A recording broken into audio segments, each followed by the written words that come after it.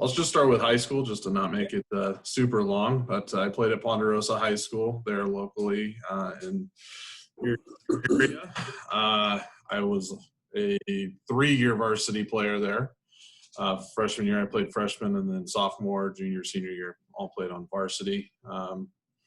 I was on the Optimist team my senior year. I was a first team all section my senior year as well. Set all sorts of state records for ERAs and wins. I went undefeated my junior year with a .47 ERA, so decent year that year. Pretty good. After that, I played at Oregon State for a short amount of time. Went there on a full-time scholarship and decided that it wasn't the right fit for me. So it's really tough going through that recruiting process and trying to pick the right place for you to land. Yeah. Everybody promises you the world during that time. So that's where I ended up. Ended up going to Sierra College, where we won the state title in 2008. After that, moved on to Nevada, University of Nevada, Reno, where I played 2 years. Still in third, I think, in the record books there for saves. Got drafted my senior year in the 22nd round to the Royals. Spent 3 seasons in their minor league, 2010, 11, and 12. And then played my last season of independent ball with the San Rafael Pacifics in the Bay Area. Nice. So that's kind of the quick high-level introduction of my background. Yeah. With Hard 90, I started coaching there in 2010, just kind of in the off seasons. And then once I was done playing, I also coached full-time. And I was also the Ponderosa varsity head coach for a season as well. So nice. A bit of connections to coaching and hanging out in that area with all the players. That's awesome. Good stuff. Cool. So do you guys have any questions for Tyler? Anybody got one to start it off? What was the atmosphere like between like the minor leagues and the independent ball? Nice. What was it? That's actually a really good question. So minor league is much more regimented and structured, right? So you have a strength coordinator, you have health coaches, you have team doctors, you have all of these people that are kind of regimenting your day, telling you when to wake up, telling you where to be. Where the independent leagues are a lot more fragmented and a lot less organized. So it's really on you at that point. It's kind of like back being, high school, if you will. It's really on you to work hard and set your schedule and set yourself up for success to try to get back into the minor leagues if that's your end goal. Mm-hmm. Yeah, definitely. That's awesome. Cool. Anybody got a question? What was the biggest difference from high school ball and college ball? That was probably the biggest culture shock for me in any of the transitions of sports that I made. So in high school, it's a few weeks out of the year that you're playing with your team. I know it's changed a lot now that you guys are playing. There's a lot more dedication to a single sport. But when I was, in high school, you had a lot more people that played multiple sports. Baseball did not have nearly as much structure as you guys have now. There wasn't Hard 90 back when I was in high school. There was travel ball teams, things like that, but there was a lot less of this single focus on a single sport. So when I went to college, it was a huge wake up where you're spending, from in the winter time where it's freezing cold outside, nobody can think, especially in Oregon where people cold and it's raining and all of that stuff, where you don't think baseball weather, but you're out conditioning or you're working out inside and you're playing baseball year round. I'd say that's the biggest change, was that you went from kind of playing all sorts of different sports, or even if you didn't play a bunch of different sports, you only really focus on baseball in the springtime to playing and focusing on it year round. Mm-hmm. Definitely. What was the biggest transition for you then, going from a Division I college to pro ball? Were there a lot of similarities, or is it a big shock, like going from high school to college as well? Yeah, I mean, the biggest change I'd say there is that you kind of lose that team atmosphere. So in college, it's very much about the team, right? You're playing for the end goal of the team, making it to as far as you can possibly make it. You're very much, loud and cheering for each other. You're working out together. You're doing all these things together as a unit. Once you kind of switch over to the professional side of things, it's very much about making sure that you're putting yourself in the best line to move forward. And it's very much a business at that point. So Yeah, definitely. that's the biggest changes. It's not nearly as much of the camaraderie. I mean, you'll still make friends, right? But it's not the same, team atmosphere until you make the big club. Yeah, definitely. Awesome. All right. Who's got another one? Keep them coming. So I heard you said that you made freshman year, and then you made varsity as a sophomore. I assume there was JV, but what was the biggest jump from your, like, what were the strides you made from your freshman to your sophomore year that made you go up in ability so much? Nice. So the one thing that was tough for me is that I really like to play all positions. So I think I might have been able to skip a step if I wasn't so hard-headed and wanting to be a position player as well. So I was a pitcher, and I was not the world's best hitter. So I kind of fought with the coaches a little bit on giving up my everyday playing abilities. Once I realized pitching was more my thing, I was a little bit more okay with it as a sophomore and wanted to play up. So it was a little bit more of my own hard-headedness, if you will, that got in my way as a freshman from playing the next level up. Yeah. And pushing back on when they said you'll be a pitcher only probably if you play JV or varsity as a freshman, and I wasn't okay with that. Nice. Yeah. Worked out okay for you in the end, though. Yeah, I mean, pitching was definitely the right move, but it's tough when you are being told you're better at one thing than another, and you don't want to accept that. Yeah, of course. What were you like as a pitcher? Like, were you a big off-speed guy? Threw a lot of off-speed pitches. Your land velocity. What was kind of your style? So my pitching journey is evolved a lot. So in high school, my junior year, that I was in the upper 90s. I was sitting anywhere between 95 to 97. Wow. So definitely not a lot of off speed playing in the Ponderosa when we were D2. Yeah, you probably didn't need it. Yeah, wasn't too many kids that could hit 97 miles an hour. Yeah. So I pretty much relied on a fastball at that time. That summer I ended up hurting my elbow, and it was borderline if I needed Tommy John, and that was still early Tommy John where it was not as routine as it is now. Yeah. So I took the route of trying to recover on my own. Never got back up into the upper 90s. I was a lone pitcher after that, so I was a lot more of a sinker slider guy for the rest of my career. Okay, cool. Awesome. All right. Who's thought of another question? What's up, Scotty? What's up, Coach? Good to have you. All right, anybody got another question? Anything you guys can think of? Routine? Anything about Tyler's routines, lifting, nutrition? I got a question. Yeah. So you said that Oregon State wasn't a good fit for you. What didn't you like about it?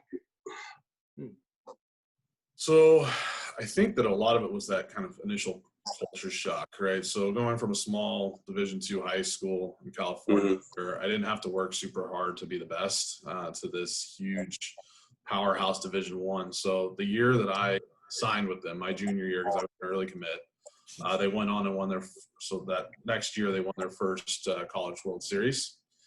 And then my freshman year, when I ended up walking away, they won their second College World Series. So I think that was the time they really established themselves. They've gone on to win one or two more since then. They've really established themselves as a powerhouse school. And like I said, that culture shock of going from focusing on a sport so shortly in your high school career, 24/7, I think was the not fit for me at the time. I kind of relied on just being better than everybody. So I think I kind of needed to ease into that factor with the junior college route where, yes, you're still very, very much focused on baseball, but it is not nearly the same as a powerhouse Division I program. So I think I was a little bit young and hard-headed and just kind of needed to ease into that a little bit more versus, moving 1,000 plus miles away from my family who's normally been my structure model and kind of being stuck to do it on my own. So I think that was it. It was more of an immaturity level than anything else. And then at the same time, I was promised, weekend rotation and stuff like that to find out I was going to get redshirted. I decided I didn't want to miss a full year playing baseball either. Yeah, that's tough. Cool. How did you like UNR? How did you like their program? I really liked UNR. So that was back in the Gary Powers era. So he was the head coach there for 32 years, I believe. Very much an old school coach. And I got along with that. Just, up front, he'll chew you out 1 second and then your best buds again the next second. Yeah. I kind of gravitated well to that. But I really enjoyed my time at UNR. It was a great program. It's kind of a little hidden gem, I think, up there. It's a beautiful campus. It's a beautiful field. Most people haven't even stepped foot on that campus, even though you guys only live a couple hours away. I hope some of you all get to visit there. It's a really great school, campus, and a great place to go to school. Cool. It's awesome. All right. Who's got a question? I'll go. All right, Jacob. All right. What is the best locker room prank or funniest thing someone did to one of their teammates during your playing career? Nice. That's a good one. So I think one of the best pranks I saw was actually pulled on me. Oh, no. I initially laid the groundwork here, and I kind of started a prank war that I ended up being on the losing end of. So, we went around and we put trash cans against everybody's doors in the hotel room, half full of water, and then so everybody's rooms got flooded. Yeah. About a week later, I got to the field and found my uniform frozen into a solid thing of ice. Nice. My socks, stirrups, jersey, pants. Luckily, it was a day I was already slated to not be playing and had That's good. So That's they were nice enough. They were nice enough to do it on a day that I wasn't going to be in uniform anyway. It was probably not for the clubhouse guy that day anyway, because he would have had to quickly turn around and clean my uniform by game time. That was pretty funny to get to my locker and find it all frozen in a block of ice in a little baby bathtub. That's a good one. That's funny. Sweet. A good question. Who's got another one? What was the moment you realized you were going to play D1 baseball? That's a good question. So, I'd say my coming out moment, if you will, where I kind of put myself on the map, was probably my junior year in high school. So, the biggest recruiting time really is that junior summer, because your early sign is like October-ish of your senior year typically for early commits for D1. So my junior year, we made the playoffs and we went up against Bella Vista. And on the other side was another Tyler, his name's Tyler Robertson. He actually made it to the big leagues with the Minnesota Twins. But we were both going against each other. And there was almost nobody in the stands in the first inning because this is just a D2 game in Sac City nobody really cared about. Come about the fourth, almost every scout that was within phone distance was there. I was sitting right around 97 miles an hour. Ended up striking 16 guys in 10 innings, gave up only one hit. The other pitcher, Tyler Robertson, struck out 19 guys in 10 innings. He gave up no hits, and it went to extra innings into the bullpen. So by the end of that game, almost every scout, like I said, that was within phone distance, was there with their guns up. Place was going crazy. Game ended up going innings, and after that, both of us were starting to get highly recruited, not only for Division I, but pro scouts were following us at that point as well. So that's crazy. And it went down as one of Sacramento's top 10 moments of the year for that year as well. Nice. Cool. That's pretty sweet. That's a good story. Yeah. So, early on, to get that velocity, did you do any specific training, or was it a lot of natural ability that you had? So I did. My dad played professionally as well, so he played up to AAA with the Yankees, and he was a big proponent of long toss. So that was pretty much I'd say, biggest thing that I was doing that not a ton of school kids were doing. Really extended long toss programs. We'd go out to the football field, and we were, he couldn't keep up with me anymore, so we'd put a bucket down and we just start throwing out towards the next goal line. And then start working it back in. But long toss is probably what I would attribute most of my arm strength to at such a young age. That's awesome. Were you like consistently on a radar gun when you were coming out of junior high school, or was that stuff kind of new to you once you got to high school? I wasn't really probably consistently on a radar gun until late in my junior season. That's when people really started to put me on a radar gun consistently. Like I said, I kind of broke onto the recruiting scene and all that. Before that, I don't, other than, at the county fair when you try to light up that radar gun, I had never really been on a consistent radar gun. That's awesome. That's cool. All right. What else you guys got? What's your favorite moment from playing like college ball? Sorry, say that again. What's your favorite moment from, like playing college ball?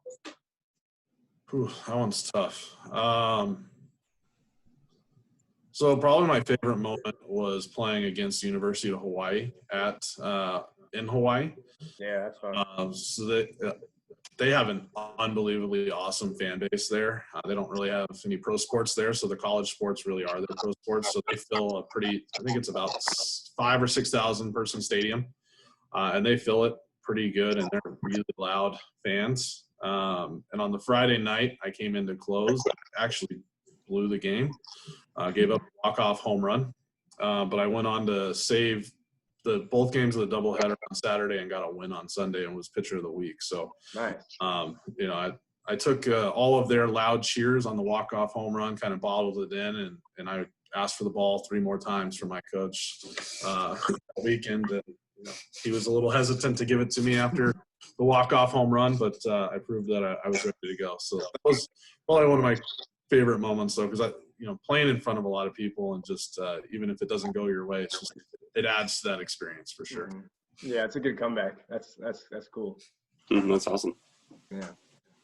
And Colton Wong was playing at the time. He did get one of the set up the walk-off home run, unfortunately.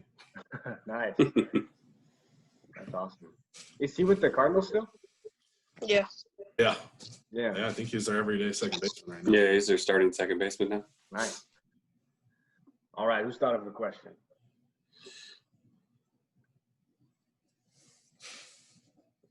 I got one for you guys. What age group do we have on the phone right now? Like high school?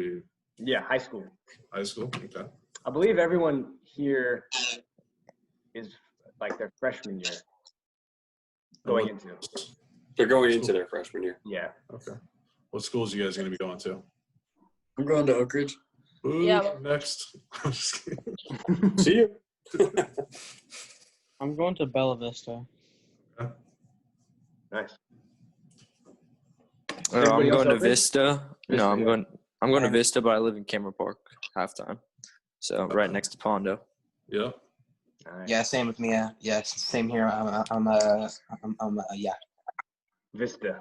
Vista. Yeah. To Vista, Bella Vista, and then Oak Ridge. Sweet. What was your experience with lifting like? I know times have kind of changed, but back in your time, did you guys lift a lot in high school, college, and then at the pro level? What was that like for you? So I was always kind of in the lifting, mainly because I played football. So I was, offensive, defensive lineman in football. So we were heavy lifting pretty much year round, as we took early PE for that. But weightlifting was not a high school baseball thing at the time. They did not have many people doing that. Yeah, same with me. Once I hit college, weightlifting obviously became a bigger piece of it, but it's definitely focused on core and lower half.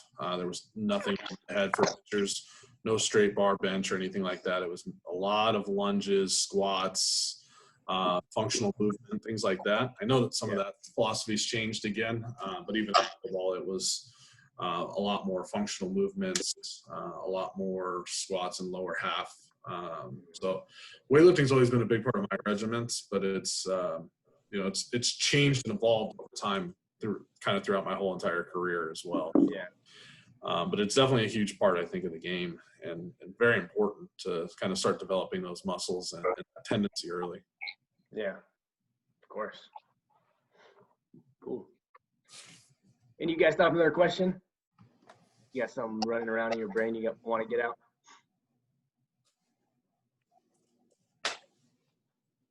What was it like growing up with a dad that played baseball as well?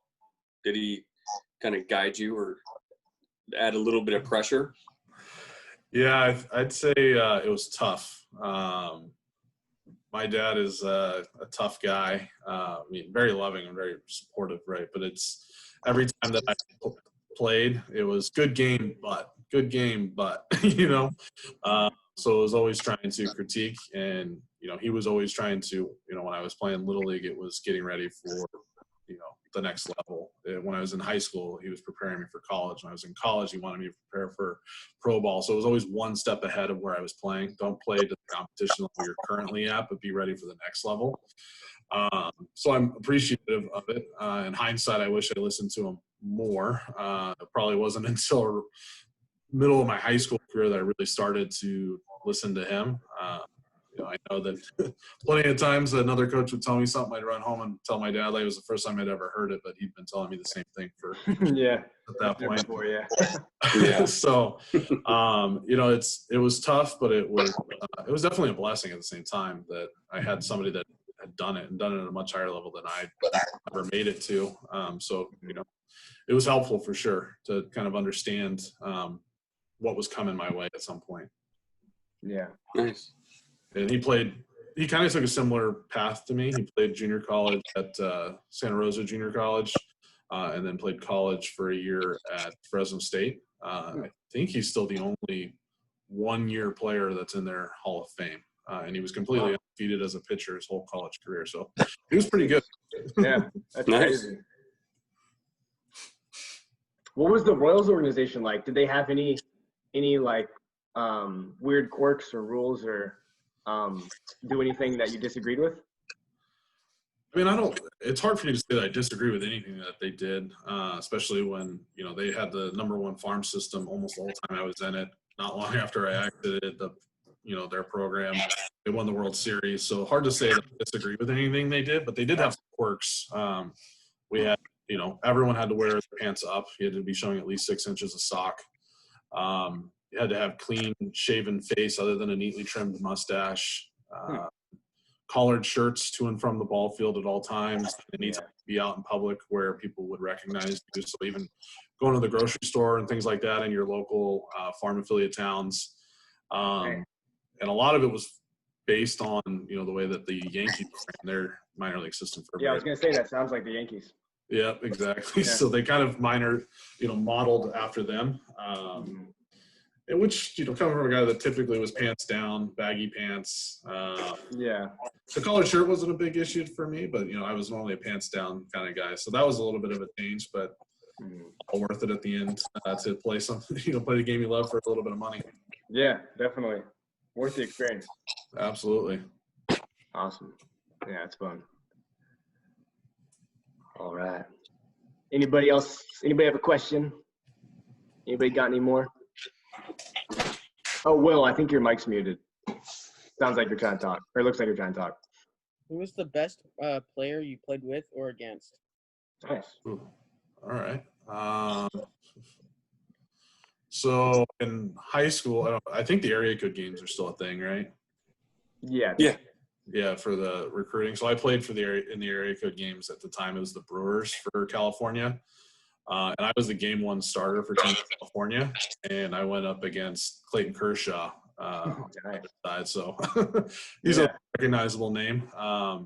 Small name in baseball. Yeah, exactly. So probably the best that I played against, obviously, that has a touted name. Colton Wong, obviously another really great name that played. I'd say the most crazy story I have from who's probably a pretty good name now is Adam Eaton. So I played against him my first year in pro ball. He played for the Missoula Osprey. You bet. Yeah. Yep, exactly.